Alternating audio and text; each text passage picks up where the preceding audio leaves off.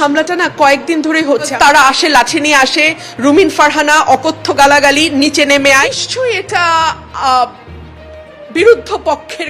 হাসিনার আমলে 5 বছর যদি চোখ রাঙায়া হাসিনার কাছ থেকে চলে আসতে পারি, আর কোনো বাপের বেটা নাই যে আমারে থামাইতে পারে।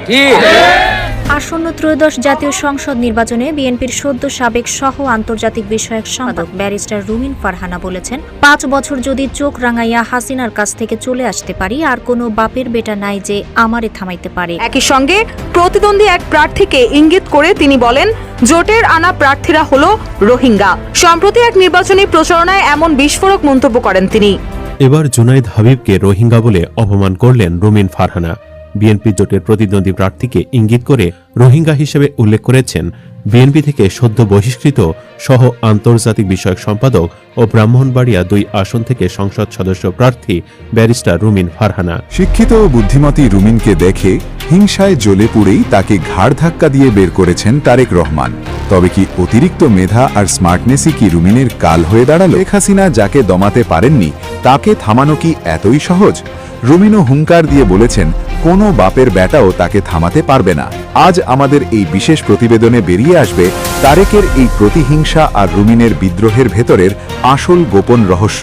দর্শক, ব্যারিস্টার রুমিন ফারহানা বিএনপি দলের কিছু চাঁদাবাজির বিরুদ্ধে সরাসরি প্রতিবাদ নেওয়ার কারণে এবং তিনি রাজনীতির মাঠে সবসময় বলিষ্ঠ কণ্ঠে সত্য কথা বলার কারণেই তাকে শেষ পর্যন্ত বিএনপি দল থেকে বহিষ্কার করা হয়েছে, যা ইতিমধ্যেই গণমাধ্যমে ব্যারিস্টার রুমিন ফারহানা জানিয়েছেন।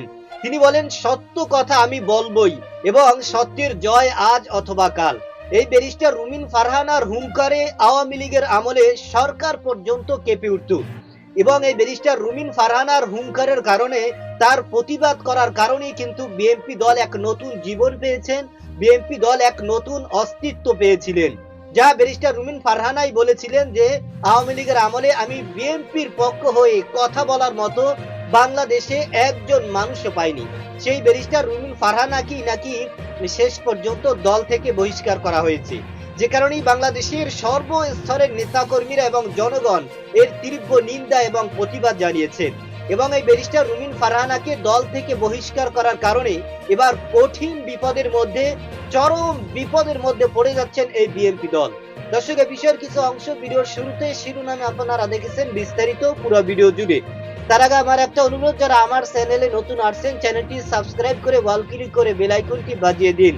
দর্শক, চলুন দেখে আসি ব্যারিস্টার রুমিন ফারহানাকে এবার দল থেকে বহিষ্কার কারণে কি কি ঝামেলা এবং বিপদে পড়তে যাচ্ছেন বিএনপি দল, সেটা আপনারা পুরো ভিডিওটা দেখলেই বুঝতে পারবেন। দর্শক, ভিডিওটা অত্যন্ত গুরুত্বপূর্ণ, তাই ধৈর্য ধরে একটি লাইক এবং পুরো ভিডিওটা শেষ পর্যন্ত দেখতে থাকুন। আর কোনো বাপের বেটা নাই যে আমারে থামাইতে পারে। শিক্ষিত ও বুদ্ধিমতী রুমিনকে দেখে হিংসায় জ্বলে পুড়েই তাকে ঘাড় ধাক্কা দিয়ে বের করেছেন তারেক রহমান। তবে কি অতিরিক্ত মেধা আর স্মার্টনেসই কি রুমিনের কাল হয়ে দাঁড়ালো? দীর্ঘ 17 বছর দলের জন্য জীবন বাজি রাখা এই বাঘিনীকে ঘাড় ধাক্কা দিয়েই নাকি ক্ষান্ত হননি তারেক। গুঞ্জন উঠেছে, ক্ষমতার লোভে অন্ধ হয়ে তারেক রহমান এতটাই নিচে নেমেছেন যে রুমিনকে সাইজ করতে এখন রীতিমতো লেলিয়ে দিয়েছেন ভাড়াটে গুন্ডা বাহিনী। শেখ হাসিনা যাকে দমাতে পারেননি তাকে থামানো কি এতই সহজ? রুমিনও হুঙ্কার দিয়ে বলেছেন, কোনো বাপের বেটাও তাকে থামাতে পারবে না। আজ আমাদের এই বিশেষ প্রতিবেদনে বেরিয়ে আসবে তারেকের এই প্রতিহিংসা আর রুমিনের বিদ্রোহের ভেতরের আসল গোপন রহস্য। বাংলাদেশের রাজনীতির ইতিহাসে এমন নির্মম ঘটনা খুব কমই দেখা গেছে। যেদিন পুরো বিএনপি পরিবার তাদের মায়ের বিদায়ে শোকস্তব্ধ ছিল, ঠিক সেদিনই লন্ডনী কায়দায় এক নিষ্ঠুর ফরমান জারি করলেন তারেক রহমান।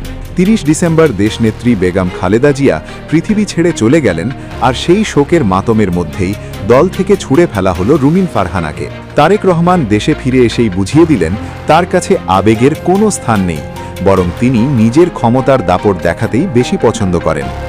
দলের জন্য রুমিন ফারহান গত 1.5 যুগ ধরে যে ত্যাগ স্বীকার করেছেন তা এক মুহূর্তের জন্য চিন্তা করলেন না তারেক, বরং তিনি যেন অপেক্ষা করছিলেন কবে এই বাঘিনীকে দল থেকে বের করে দিয়ে নিজের পথের কাঁটা সরাবেন। রুমিন ফারহানার অপরাধ ছিল তিনি অন্যায়ের প্রতিবাদ করেছিলেন এবং দলের হাইকমান্ডের ভুল সিদ্ধান্তের বিরুদ্ধে মেরুদণ্ড সোজা করে দাঁড়িয়েছিলেন। ঘটনার গভীরে প্রবেশ করলে দেখা যায় এর পেছনে রয়েছে তারেক রহমানের এক পুরনো ভয় বা ফোবিয়া। রাজনৈতিক বিশ্লেষকরা বলছেন তারেক রহমান মূলত শিক্ষিত এবং স্মার্ট নেতাদের সহ্য করতে পারেন না। 2007 সালের 1/11 সময়কার সেই বিভীষিকা আজও তারেক রহমানকে তাড়া করে বেড়ায়। সেই সময় মান্নান ভূঁইয়ার মতো উচ্চশিক্ষিত নেতারা যেভাবে দলের সংস্কারের নামে তারেকের বিরুদ্ধে অবস্থান নিয়েছিলেন তা তিনি আজও ভুলতে পারেননি। সেই থেকেই তারেক রহমানের মনে এক ধরনের বদ্ধমূল ধারণা জন্মেছে যে শিক্ষিত নেতারা দলের জন্য বিপজ্জনক হতে পারে। রুমিন ফারহানাকে দেখলেই তারেক রহমানের সেই পুরনো স্মৃতি জেগে উঠত বলেই ধারণা করছেন সমালোচকরা। রুমিন ফারহানা তার মেধা এবং যোগ্যতা দিয়ে যেভাবে দলের ভেতরে নিজের এক শক্ত অবস্থান তৈরি করেছিলেন তা তারেক রহমানের রাতের ঘুম হারাম করে দিয়েছিল। তারেক রহমান ভয় পাচ্ছিলেন যে রুমিন ফারহানা হয়তো ধীরে ধীরে দ্বিতীয় খালেদা জিয়া হয়ে উঠছেন। একজন নারীর এই আকাশচুম্বী জনপ্রিয়তা এবং গ্রহণযোগ্যতা তারেক রহমান কিছুতেই মেনে নিতে পারছিলেন না। তারেক রহমান এবং রুমিন ফারহানার মধ্যে এই দ্বন্দ্বের আরেকটি বড় কারণ হল শিক্ষাগত যোগ্যতার আকাশ পাতাল ব্যবধান। রুমিন ফারহানা একজন ব্যারিস্টার এবং তিনি যখন কথা বলেন তখন তার প্রতিটি শব্দে থাকে যুক্তি আর ধার। তিনি আন্তর্জাতিক পরিমণ্ডলে এবং জাতীয় সংসদে যেভাবে কথা বলতেন তা তাকে দলের অন্য সব নেতাদের চেয়ে আলাদা উচ্চতায় নিয়ে গিয়েছিল। অন্যদিকে তারেক রহমানের শিক্ষাগত যোগ্যতা নিয়ে সাধারণ মানুষের মনে নানান প্রশ্ন রয়েছে। মনস্তাত্ত্বিকরা বলেন একজন বস যখন দেখেন তার অধীনস্থ কর্মী তার চেয়ে বেশি যোগ্য এবং স্মার্ট, তখন সেই বসের মনে এক ধরনের হীনমন্যতা তৈরি হয়। তারেক রহমানের ক্ষেত্রেও ঠিক তাই ঘটেছে।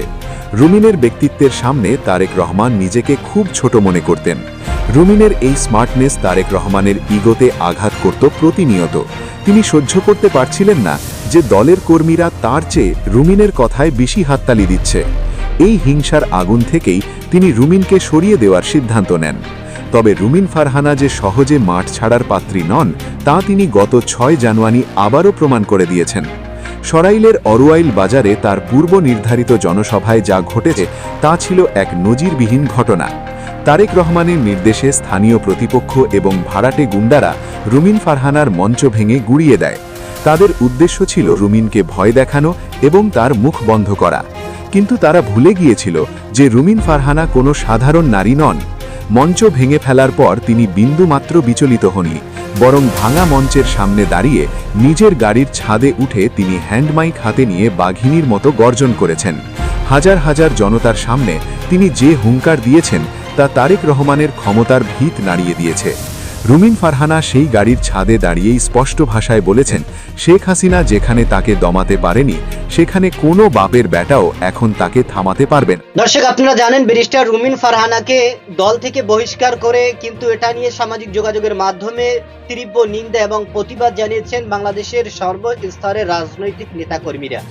কারণ এই ব্যারিস্টার রুমিন ফারহানা তিনি দলের জন্য কিন্তু দীর্ঘ 18 বছর লড়াই করেছেন, সংগ্রাম করেছেন এবং এই দল করতে গিয়ে তিনি কিন্তু বাংলাদেশ ছেড়ে বাংলাদেশের বাহিরে এবং আরাম আয়েশের কথা ভাবেনি। তিনি দলের কথা এবং দলের মানুষের কথা, দলের নেতাকর্মীদের কথাই কিন্তু তিনি সবসময় ভেবেছেন এবং এই দলের জন্য তিনি সংগ্রাম করেছেন, লড়াই করেছেন।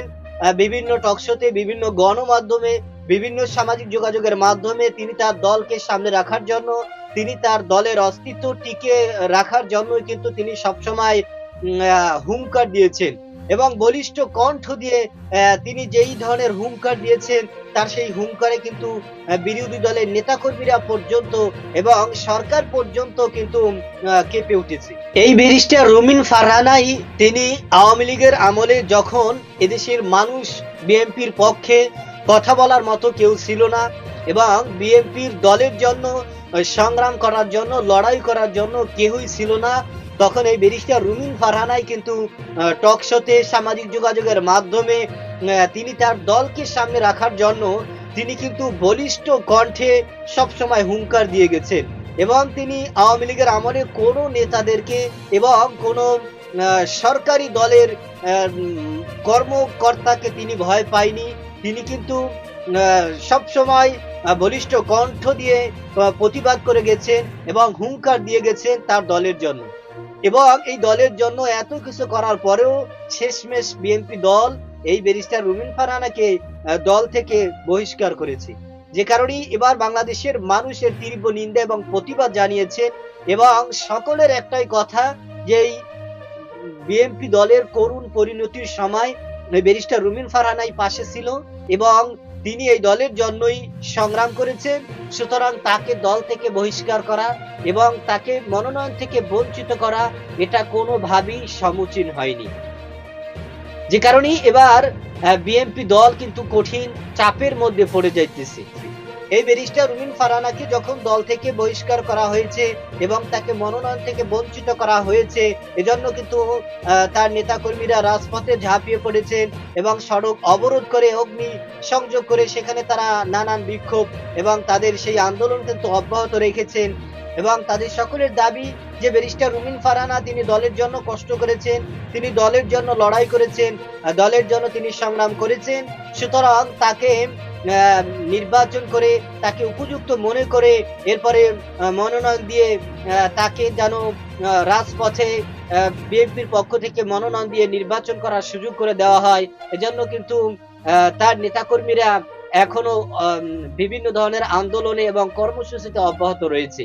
এদিকে ব্যারিস্টার রুমিন ফারহানা তিনি কিন্তু কঠিন হুঙ্কার দিয়েছেন এবং তিনি এখনো গণমাধ্যমে সামাজিক যোগাযোগের মাধ্যমে সর্বস্তর মানুষকে জানিয়েছেন যে আমি দলের জন্য কষ্ট করেছি, দল আমার সাথে মুনাফিকি করেছেন, কিন্তু আমি দলের সাথে মুনাফিকি করতে পারি না। দর্শক, এই বিষয়ে আপনার কোনো মতামত থাকলে সেটা আমাদের কমেন্ট সেকশন অবশ্যই জানাবেন। আজ এ পর্যন্তই। সুস্থ থাকবেন, ভালো থাকবেন। দেখা হবে আগামী কোনো ভিডিওতে, কথা হবে নতুন কোনো বিষয় নিয়ে। সে পর্যন্ত ভালো থাকবেন। খোদা হাফেজ।